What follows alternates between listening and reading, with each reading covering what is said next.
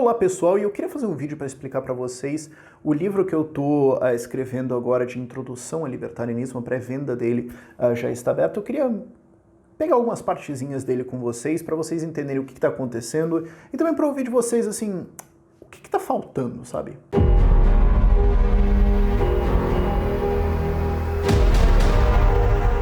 Então, para quem não sabe, eu lancei agora a pré-venda de um livro que eu estou fazendo de introdução ao libertarianismo. Ele está dentro do Catarse, o link vai estar aqui na descrição, eu vou colocar nos comentários do vídeo também. Você já pode comprar um livro lá e se você comprar 3 ou 5 tem um desconto também. E a ideia é erguer uma grana que vale a pena tipo, sentar e de fato escrever todas as coisas. Assim, eu já tenho o outline todo pronto aqui, mas fazer tudo mesmo vai levar aí uns 2, 3 meses de trabalho, mais revisões e tudo mais. Então eu lancei um Catarse meio... Bom, se bater esse valor, vale a pena fazer isso tudo. Se não, acho que não vale a pena. Então é meio que perguntando pro mercado o que vocês acham, né? Quanto vocês querem que esse livro exista. Ele já está à venda lá. O valor está R$65, disso R$20 é frete. Então você está pagando R$45 pelo livro, que é quase certamente mais barato do que ele vai ser vendido em outras formas aí quando ele sair. E outra coisa que eu quero fazer também é que quem já estiver dentro tem acesso a alguns pedaços. Eu não vou publicar o livro inteiro, mas, por exemplo, a introdução está feita, eu estou olhando para ela agora, inclusive.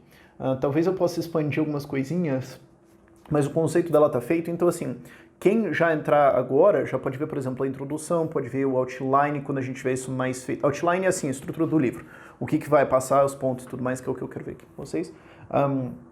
E a gente também tem eu coloquei uma cota de doação lá de R$2.000, que é, se você quiser fazer uma sugestão um pouco fora, diferente, assim, porque eu tô colhendo sugestões de vocês aqui, mas se você quiser alguma coisa um pouco diferente, alguma coisa assim, você pode fazer isso também, e a gente incorpora isso no livro, e se você quiser, a gente dedica ao nome. Se você falar, não quero ter meu nome lá, tudo bem, mas se você quiser, a gente pode ter esse dedicado ali, porque você fez essa sugestão, um pedido, uma pergunta interessante que seja legal de incorporar o livro.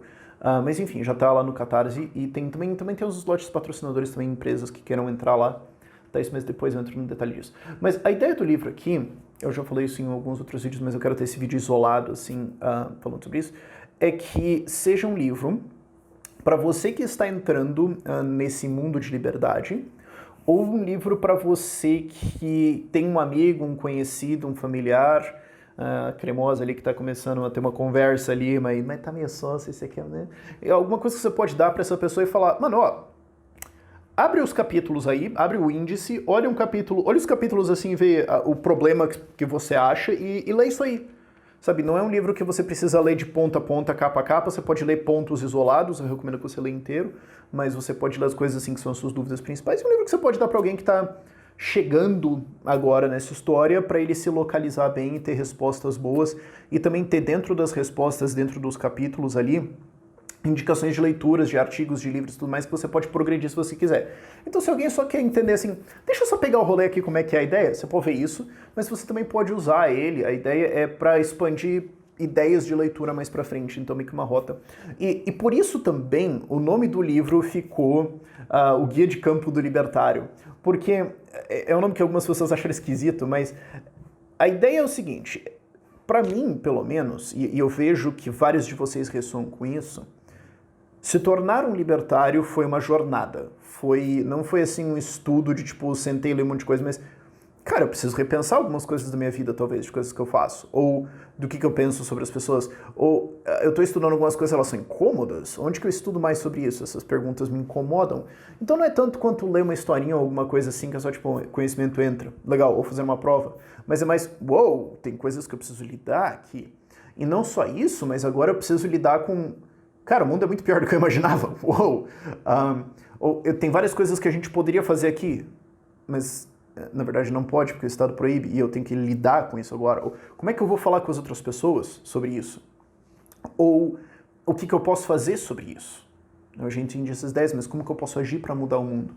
Isso foi uma jornada para mim e aprender essas coisas foi assim. E muitas coisas também foi... E aonde que eu leio sobre isso? Certo? Porque às vezes você saca que você é um libertário, ok? Mas onde é que eu leio sobre esses problemas específicos, tipo meio ambiente, poluição, etc? Eu tenho uma vaga ideia do que a gente poderia fazer, mas será que não tem artigos, livros sobre isso que eu não sei? Sabe? Então foi uma jornada, foi explorar um campo, foi andar numa rota, E eu me senti meio perdido quando eu estava nela, eu acho que vários de vocês estão nisso também. Então a ideia desse livro é ser esse guia. Eu falar, você está querendo ir para essa direção genérica ali. Eis o mapa. Eis algumas coisas que você pode ler, eis como lidar com isso, eis pontos por onde você vai ter que passar, certo? Você pode ser um libertário por uma lógica utilitarista, que eu discordo, mas enfim, mas eis o argumento disso, mas eis os outros argumentos para você saber também. Ou você pode estar com dúvidas sobre meio ambiente, poluição, etc., mas eis outros argumentos aqui, porque é importante você entender isso para outras situações que você pode encontrar na frente, outras perguntas que alguém pode fazer para você. Então a ideia é ser esse guia de campo, é ser um... Passeie por estes lugares, eles são muito bonitos. Esses lugares aqui, cuidado com o buraco ali, sabe? Eu acho que vocês entenderam. Se não fez sentido isso que eu falei, só me avisa nos comentários também, eu suponho. Mas isso posto, vamos para a estrutura do livro como um todo. Ele é dividido em 3 partes. Primeiro, um pouco mais de teoria, assim, de libertarianismo, o que é liberdade, tipo, definições, sabe? Pra galera não confundir liberdade com poder, ou liberdade com libertinagem, ou com caos, certo? Ou com desordem. É importante toda essa parte, e também pra gente falar sobre o que é o Estado. A segunda parte é, mas e como é que isso seria sem o Estado? E a terceira parte é como é que a gente chega lá em liberdade. E aqui nessa parte já primeira de o que é ser libertário, a discussão de o que é liberal, o que é libertário, isso é importante, eu acho que não tem muitas novidades para vocês, assim, nesse plano ser estruturadinho, bonitinho ali. Mas uma coisa que eu acho que é novidade, eu não tenho muitas grandes novidades nesse livro, ele é muito mais um compilado, um apontamento de leituras. Mas eu acho que isso aqui é uma novidade em que eu quero fazer um tratamento de o que é o Estado, não simplesmente só falando que ele é uma organização criminosa, ponto final e acabou. Porque ele é, sim. Mas isso é uma leitura de uma profundidade muito pequena. E eu acho que isso é uma coisa que me incomoda, por exemplo, na Anatomia do Estado. Porque o Estado ele é uma organização extremamente complexa que foi evoluindo por seleção natural. Então, muitas vezes, os libertários apresentam o Estado ou falam dele como uma coisa que age, um ser pensante, o que a gente sabe que não é, mas pra quem tá olhando de um começo agora, parece que é isso, ou parece que é um monte de gente conspirando numa mesma... E, na verdade, ele muito mais vários grupos diferentes, com interesses diferentes, alguns malignos, alguns não. Eles têm oposições internas, eles têm coisas malucas que eles fazem lá dentro, e eles são unidos vagamente por um senso de... Se eu não sei resolver um problema voluntariamente, tá certo eu obrigar os outros a participarem. Ou, pode ser até que dava para resolver, mas não do jeito que eu gostaria, ou não tão rápido quanto eu gostaria. Então tá certo, sim, eu pegar as minhas opiniões, colocar um fuzil, apontar na cabeça das pessoas e mandá-las concordarem. Então, isso é uma coisa que une eles. Agora, tem vários pedaços diferentes do Estado. Então você fala que assim, o Estado é uma organização criminosa, ponto final, faz parecer que tipo, então todo mundo que trabalha pro Estado é literalmente um bandido fuzilando gente por aí. E não, eu não vejo isso assim. Inclusive, eu acho que uma das coisas que o Estado desenvolveu, que ajuda ele a se perpetuar muito, é cooptar pessoas com boas intenções e convencer elas a parar de tentar resolver os problemas por meios voluntários, por meios éticos, e sim entrar no Estado, porque ali seria uma forma delas fazerem isso. E aí, ao trazer essas pessoas bem intencionadas, boas de coração, pessoas que a gente admiraria até, né, na nossa vida privada, o Estado parece muito mais bonitinho, muito mais legal, muito mais benevolente, muito mais caridoso do que ele realmente é. E isso ajuda a esconder a parte ruim. Porque você fala, tem o Lula e o Bolsonaro e o Renan Calheiros e várias pessoas vermes, assim, vermes humanos mesmo, pessoas de índole completamente desprezível. Mas tem as escolas e o postinho de saúde, então, tipo, eu não quero deletar tudo isso, então eu até consigo mentalmente aceitar ou passar pano pra essa porcaria porque tem algumas coisas bonitinhas e pessoas boas ali que estão tentando proteger as baleias e o macaquinho da Amazônia. Então, o Estado faz essa incorporação de coisas boas, então, de pessoas boas e de tentar resolver problemas que as pessoas pensam como positivos, que resoluções são positivas e que são, tipo, proteger contra o desmatamento, por exemplo. E é importante entender como ele coopta essas pessoas, como ele mata a vontade dos outros de tentar resolver as coisas por meios privados. Uma analogia que eu acho interessante é como se tem certas árvores que elas soltam substâncias no chão, elas soltam na seiva delas, algumas coisas assim, ou saindo das raízes, algumas coisas assim, coisas que impedem o nascimento de outras plantas no solo ao redor, para que só ela cresça. E o Estado meio que faz isso. Então, O Estado, eu gosto de pensar nele como uma máfia, como uma organização criminosa, sim, mas também é importante entender esse lado de desestimular as pessoas e cooptar elas, de como ele distorce o nosso pensamento, de como ele meio que induz a gente a um senso de depressão, de como ele também opera para evitar que problemas sejam resolvidos, como por exemplo a educação. Então, proibindo novas alternativas, proibindo novas ideias, proibindo novos sistemas, e depois convencendo as pessoas que o único jeito de você fazer isso é via o Estado, então pegando todas as pessoas que poderiam fazer isso e fazendo elas desistirem de tentar alguma outra coisa que não seja, de alguma forma, usar o MEC para resolver isso, sabe? Eu acho que essa interação é importante e ver todas as outras formas que o Estado se perpetua, como ele entra nas outras coisas, como ele coopta a religião, como ele coopta instituições, como ele altera as coisas para que ele continue funcionando. E não que isso é uma coisa que o Estado pensa ali, mas é uma coisa muito mais evolução, muito mais seleção natural, né? Os Estados que cresceram. O formato atual de Estado, né, que é muito inspirado na Prússia, deu certo não porque foi um grande plano, mas porque foram mantidas as coisas que geram maior dominação e geram maior terceirização moral, um senso de depressão nas pessoas que fazem elas entrarem no Estado ou só pararem de tentar. Isso é o principal, assim, dessa primeira parte de entender o que é liberdade e o que é o Estado. Como eu falei, acho que na parte de liberdade, definições, etc., não vai ter grandes novidades. Eu quero colocar algumas coisas de, tipo, por exemplo, por que a teoria marxista de propriedade, que fundamenta tudo lá do comunismo, está incorreta, e contrastar isso com teoria de propriedade libertária, explicar o que é teoria de propriedade libertária, resolução de conflitos e tudo mais. Mas outro ponto importante também é que, assim, essas coisas são muito nerdola. Assim, explicar teoria de propriedade dentro de libertarianismo pode rapidamente ficar muito nerd e enfadonho pra caramba. Então eu quero fazer isso de uma maneira mais leve. Mas, como eu falei, essas coisas não são tão novidades, essas coisas, mas isso de pensar como o Estado opera diferentes coisas, como ele vai cooptando, eu sinto que isso é mais novidade, então eu quis dar mais espaço para isso. Eu também quero trabalhar toda coisa de ordem e caos. Das pessoas pensarem que, então se eu tiro o Estado, então eu tiro a organização. E aí explicar aquela coisa que eu tenho um vídeo aí bem antigo, na verdade, de que como anarquia é ordem, na verdade, né? Quando você para de ter pessoas agressivamente tentando desenhar a sociedade, você permite que a sociedade de fato se desenhe e se estruture. E isso é o que de fato gera uma organização que faz sentido. Eu quero contrastar isso, mas está lá, de novo, acho que isso não é tão novidade para vocês. Entrando na segunda parte, que é como seria X sem o Estado, é importante ressaltar aquelas coisas de evitar fazer uma falácia do Nirvana, certo? Tá aqui ideias de como a educação poderia funcionar. E alguém pode falar, mas não é perfeito. Tá, mas você não pode comparar uma proposta de como fazer educação sem Estado com o seu ideal perfeito de o que seria o Estado mais lindo do mundo resolvendo isso de um ponto de eficiência perfeito e tudo mais. Você tem que, na verdade, comparar com o que políticos brasileiros estão fazendo, porque esse é o padrão ouro, na verdade, o padrão estrume que você tem que comparar as coisas, sabe? Então, eu quero colocar isso dentro das coisas, de falar, eis soluções, eu não estou dizendo que todas elas são perfeitas, eu só estou dizendo que claramente isso aqui é 1 ou 2 ou 3 ordens de magnitude superior ao que qualquer coisa que o Estado consegue colocar realisticamente falando nos próximos 20 anos aqui no Brasil. Então, vamos contrastar isso e depois olhar e falar, cara, tem várias outras coisas que a gente nem consegue imaginar como poderiam ser.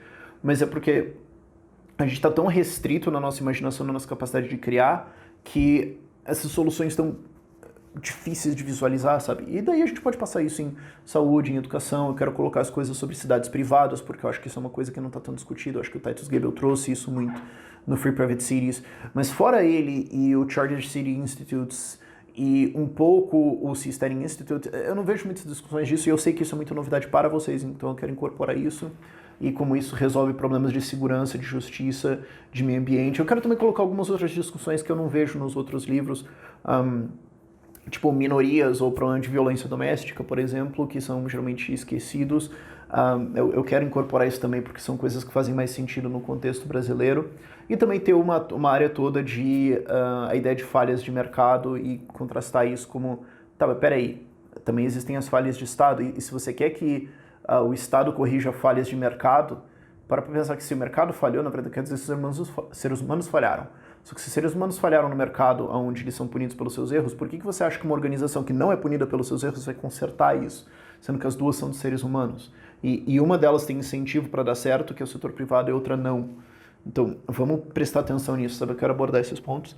E o lado que eu acho que vai ter novidades também para vocês é a terceira parte, que é como chegar lá, certo? Porque geralmente livros tendem a defender a teoria deles. Eu quero colocar as minhas e tudo mais, mas eu quero também abordar algumas outras e porque que eu acho que existem problemas lá dentro. Por exemplo, a ideia de que tecnologia vai acabar com o Estado. Eu acho que a gente sempre teve a tecnologia para acabar com o Estado e se chama pelas pau. O problema é que eu trato o Estado muito mais como uma religião maluca. Então, você pode ter as tecnologias, mas se as pessoas estão gadificadas, elas não vão usar essas tecnologias, elas vão se recusar a usar, elas vão se entregar, é um negócio maluco, assim.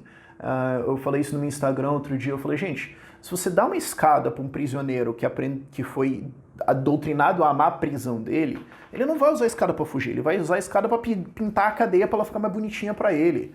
Então, eu quero abordar esses pontos toda essa discussão de gradualismo e abolicionismo que foi completamente envenenada, sabe? Eu quero voltar à tentativa de tentar limpar isso, eu acho que vai acontecer? Não, mas eu quero voltar para essa discussão de essas estratégias diferentes, porque hoje o gradualismo é entendido como entrar na política, o que está totalmente errado, não tem a menor base histórica para isso, sendo que originalmente o gradualismo era tipo, vamos tentar fazer as coisas mais devagar, mesmo que a gente possa fazer mais rápido, porque vai que as pessoas não conseguem se adaptar.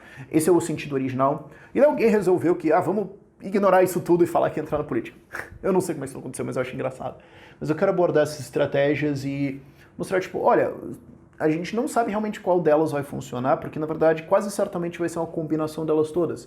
E a gente não tem um endgame visualizado. Eu acho que existe um problema dentro do libertarianismo de porque a gente faz muitas coisas de ética e de economia austríaca, então é tudo a priori. Muita gente acha que você consegue fazer uma estratégia a priori, ou que você consegue fazer uma a priori de qual que é o endgame disso. E não tem como você fazer isso. É muito mais hoje ver o que a gente pode fazer e ir resolvendo isso. E eu acho que muito mais na frente a gente vai conseguir visualizar qual que é o endgame, qual que é o checkmate mesmo. Mas, de novo, lembrando, eu não quero que esse seja o livro definitivo ou exaustivo, eu quero que ele fique ao redor de 300 páginas. Então esses pontos vai ser assim, 1 ou 2 páginas cada, só mais trazendo algumas reflexões, mas mais para quem está entrando agora. Todos esses tópicos, especialmente a parte do como chegar lá, podiam ser livros isolados. Inclusive, é por isso que eu quero fazer essa coisa aqui mais um guia, que é para apontar para essas discussões. Aonde que essas discussões já estão feitas em maior profundidade? De novo, eu não estou inovando em quase nada nesse livro. É muito mais compilando tudo e dando uma rota, né? Mas, como eu falei, cada uma dessas coisas podia ser um livro inteiro isolado de 300, 400, 500 páginas. Então, eu não estou querendo exaurir a discussão aqui ou fazer uma coisa acadêmica uau, perfeita, mas muito mais fazer um texto no estilo que eu faço os vídeos, de quase uma conversa de bar, de você se sentir conversado ali no livro. Então você não está lendo um tratado enfadonho pra caramba, você tá... Nossa, que palavra, enfadonho, eu não vou usar esse tipo de palavra. Mas vê algum negócio que é alguém conversando, olha, a ideia é mais ou menos isso aqui, e parece escrito por um ser humano real, e não por um acadêmico. Ai, meu Deus, eu sou muito buscado, eu uso palavras complicadas. Eu não quero que as pessoas sintam isso, sabe? Eu acho que às vezes a literatura libertária pega isso um pouco. Uma vez que você já está altamente motivado para isso, beleza. Agora, para a primeira leitura, se você vê lá e se sente uma certa prepotência no texto, ou dificuldade e tudo mais, você não tá muito à vontade, né? Não vai dar aquela vontade de continuar o negócio. Então, eu queria fazer essas discussões de uma maneira mais solta e, ok, não vai ficar perfeito? Não. Mas se eu encaminhar metade do problema e der os apontamentos para quem quiser pesquisar, para se aprofundar, eu acho que isso já é uma boa introdução. Como eu falei, isso é um livro introdutório, isso é um livro para quem está começando a entender a parada e não você que já leu 6 artigos diferentes do Stephan Kinsella só no mês passado, sabe? Mas enfim, se vocês têm dúvidas sobre, quero saber o que está acontecendo, podem mandar aí e colocar na descrição. O link do livro também vai estar na descrição aí por esse vídeo, é isso.